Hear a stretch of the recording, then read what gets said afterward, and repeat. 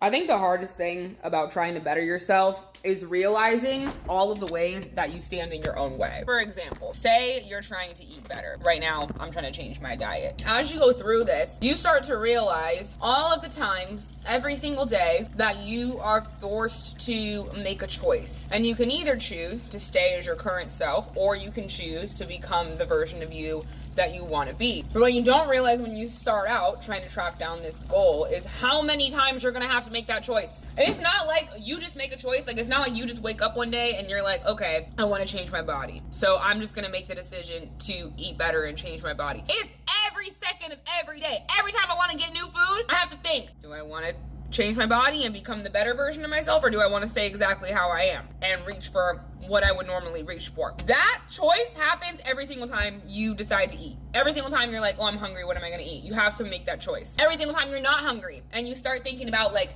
oh, I just kind of want a snack, or I want something sweet, or I want a treat, you have to make that choice. It's a series of choices over and over and over again. And when you first start out, it's like your willpower is super high. You're like, I'm super motivated. Yes, I'm making all the right choices, but that can only go so long. Because at some point, your current identity is gonna start creeping back up and be like, hey sis, you're neglecting me. Can you make some choices for me? And you will. You'll fall back into it and you'll make some choices for the current version of yourself. And then you're like, oh, that was a bad choice. I gotta make the choice for the future version of myself. So you get back on it. And the longer you do this, the more you start to give in to the current version of yourself, right? As the willpower starts to wane and you're going back and forth making the choices between the future version and the current version. And then you start to realize that over time, so like say you start here at current version you and you're trying to get to here at a future version of you. So you start making the choices up here, and then you drop as your willpower drops, and then you kind of get on this like diagonal line that goes up towards the future version of you. So it's like some days you're good, some days you're not, some days,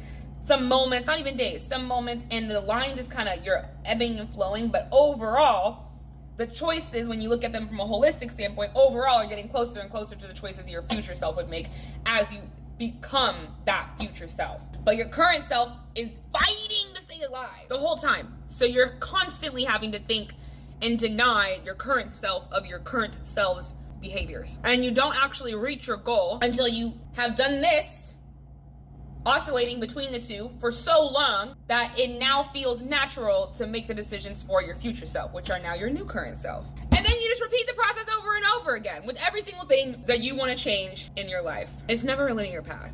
It's just making a series of decisions over and over and over again until you reset your baseline. And that whole time you're denying yourself of your original baseline, and you just keep denying that baseline until it no longer exists. And I think that's the best way that you can explain personal growth.